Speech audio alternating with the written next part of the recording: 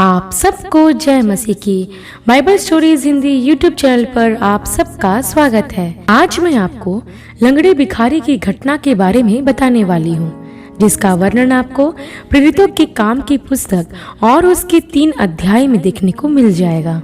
इससे पहले प्रियो कि हम वीडियो को शुरू करें, आप हमारे Bible stories Hindi YouTube channel को सब्सक्राइब करना और बेल आइकन को दबाना ना भूलिएगा। तो आइए प्रियो, हम वीडियो को शुरू करते हैं। यह उस समय की बात है जब प्रभु यीशु के शिष्य पेंतीकुस्त के दिन पवित्र आत्मा की सामर्थ्य पाकर सुसमाचार प्रचार कर रहे थे। प्रभु के शिष्य प्रभु यीशु मसीह की गवाही देते तथा लोगों को प्रभु के बारे में बताते और पवित्र आत्मा की सामर्थ्य में चिन्ह और अद्भुत काम भी दिखाते थे, जिससे प्रतिदिन लोग प्रभु यीशु पर विश्वास करते और उनमें मिलते जाते थे। पेंतीकुस्त के बाद एक दिन पतरस और यूहन्ना तीसरे पहर प्रार्थना के समय मंदिर में जा रहे थे और लोग एक जन्म के लंगड़े को ला रहे थे, जिसे वे प्रतिदिन मंदिर के उस द्वार पर जो सुंदर कहलाता है बैठा देते थे कि मंदिर में आने जाने वालों से भीख मांगे। प्रियो, यहाँ जिस लंगड़े भिखारी के बारे में बताया गया है वह लगभग 40 वर्ष से ज्यादा की उम्र का होगा और उसकी आधी से ज्यादा जिंदगी उस सुंदर नामक द्वार पर ही बीती होगी जहाँ वह भीख मांगा करता था। वह लंगड़ा कुछ भी काम करने के लायक नहीं था जिससे वह अपने लिए कुछ जीविका कमा सके, इसलिए लोग उसे मंदिर के सुंदर नामक द्वार पर बैठा दिया करते थे ताकि वह मंदिर आने जाने वाले लोगों से भीख मांगकर अपना गुजारा कर सके। प्रियो, यहाँ मैं आपको यह भी बता दूं कि प्रभु यीशु ने भी इस भिखारी को देखा होगा, लेकिन प्रभु ने उसे चंगाई नहीं पैसे दिए होंगे।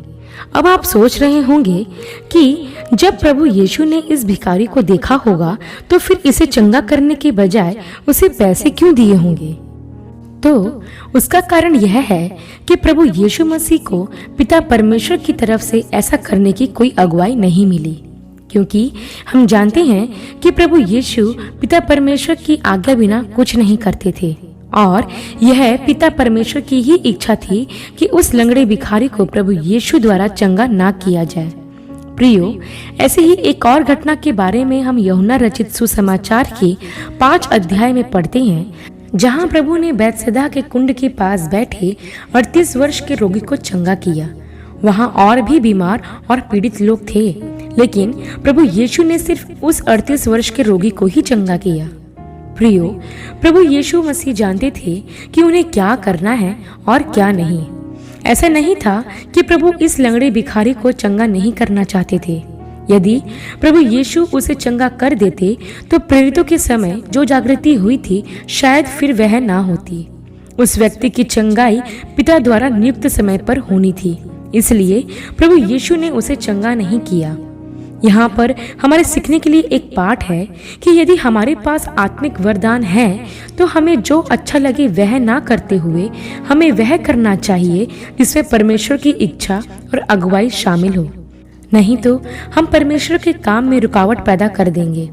ध्यान रखिए प्रियो कि प्रभु यीशु पवित्र आत्मा के संपर्क में थे और पवित्र आत्मा ने कभी प्रभु यीशु को इस मनुष्य को चंगा करने की अगुवाई नहीं दी थी। इसलिए जब भी प्रभु यीशु उसके पास से गुजरते थे तो उन्होंने उसे सिर्फ पैसे ही दिए होंगे। इस तरह से प्रभु यीशु ने परमेश्वर की इच्छा को पूरा किया। वैसे ही प्रियो, हमें भी अपने जीवन से परमेश्वर की इच्छा को पूरी करने का प्रयास करना चाहिए।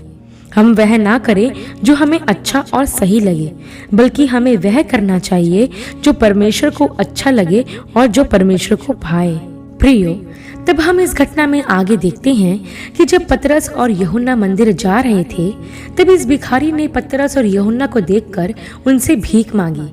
तब पतरस और यूहन्ना उसके पास रुक गए और उस भिखारी की तरफ ध्यान से देखने लगे और उस भिखारी से कहा कि हमारी तरफ देख।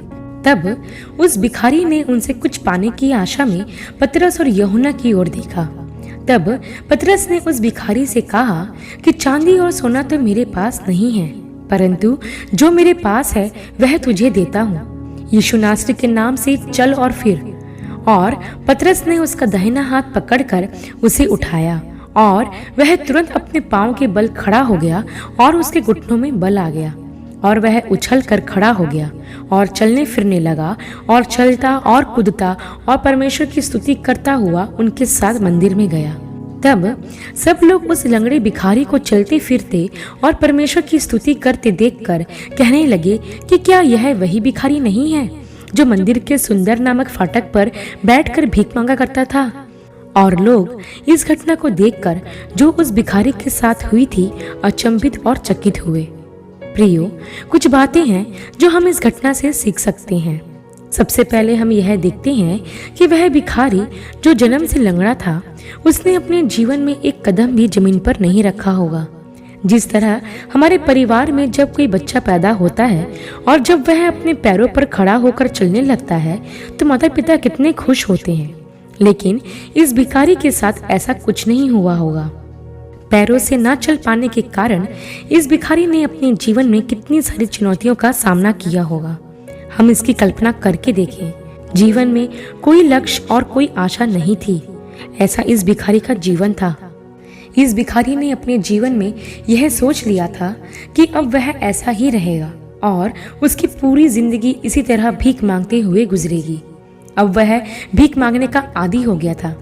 जब उसने पतरस और यूहन्ना को देखा तो उसने यही आशा रखी कि शायद पतरस और यूहन्ना उसे कुछ पैसे देंगे और इसी अपेक्षा से उसने उनकी तरफ अपना हाथ बढ़ाया। उस भिखारी ने यह सोच रखा था कि पैसा ही उसके जीवन की सबसे बड़ी जरूरत है। उसने सोचा कि वह जीवन भर लोगों से पैसा मांग कर ही अपना गुजारा करेगा। उसने कभी इससे बढ़कर कुछ सोचने की अपेक्षा भी नहीं की। कभी कभी हम भी उस भिखारी की तरह यही सोचते हैं कि पैसा ही हमारी सबसे बड़ी जरूरत है। यदि हमारे पास और अधिक पैसे होते तो ज्यादा अच्छा होता। लेकिन मैं आपको बता दूं प्रियो कि हमारी सबसे बड़ी जरूरत पैसा नहीं बल्कि प्रभु यीशु मसीह के साथ हमारा संबंध स्थापित करना है। इस लंगड़े भिखारी ने सोचा कि पैसा ही इसकी आवश्यकता है, लेकिन उसने पैसे से कुछ ज्यादा प्राप्त किया, अर्थात प्रभु यीशु के नाम में चंगाई और छुटकारा, और किसी दूसरी चीज से कहीं अधिक महान है। यदि आप यह सोच रहे हैं कि पैसा ही आपकी जरूरत है तो आपको यहाँ सचेत हो जाना है, क्योंकि आपकी सोच में गड़बड़ है। आपको धन या पैसे की नहीं, यीशु मसीह की आवश्यकता है। वो यीशु मसीह जिसके द्वारा हमें उद्धार, मुक्ति, चंगाई और शांति मिलती है।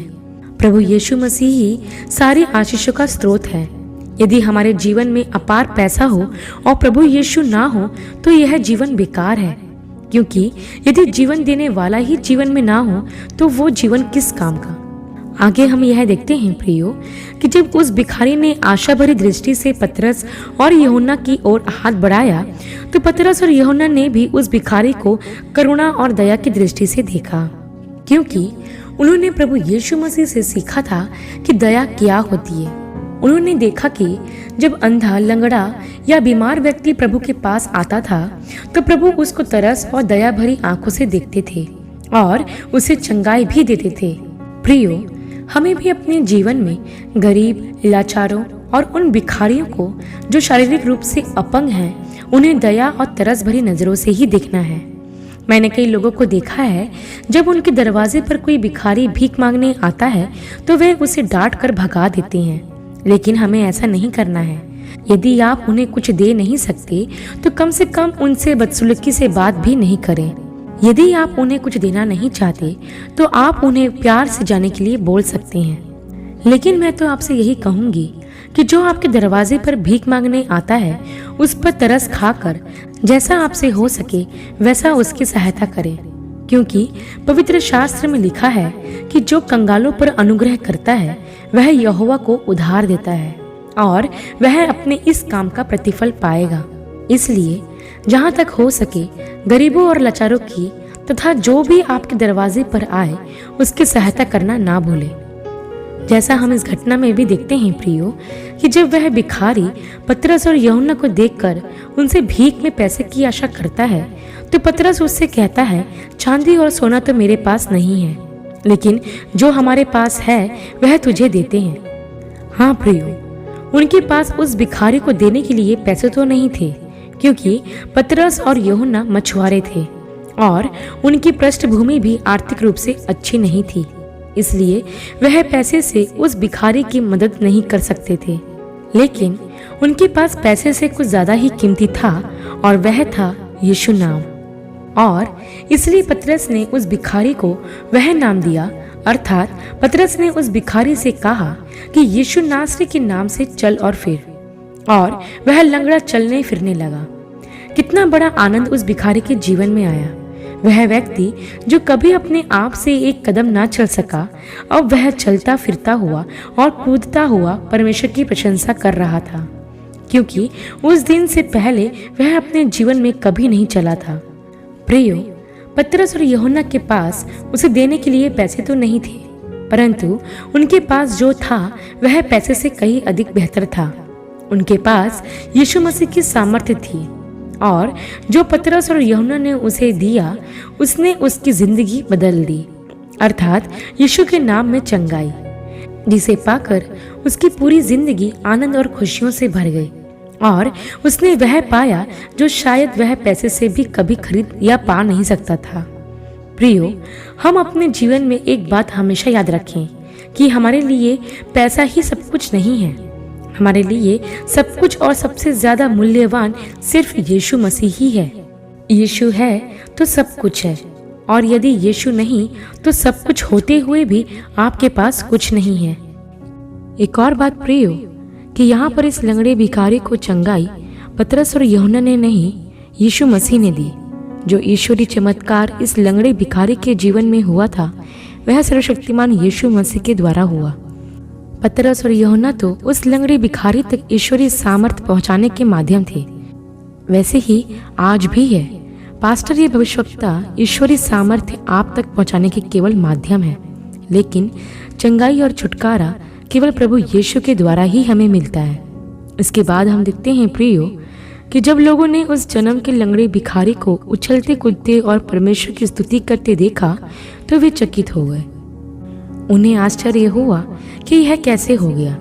लोग हमेशा उस लंगड़े भिखारी को मंदिर के द्वार पर आने जाने वाले लोगों से भीख मांगते ही देखते थे, लेकिन अब वह सोचने लगे कि यह क्या हो गया और कैसे हो गया।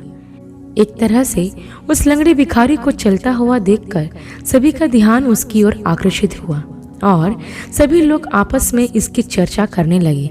और यह सच्चाई है कि परमेश्वर का काम लोगों को अपनी ओर आकर्षित करता है।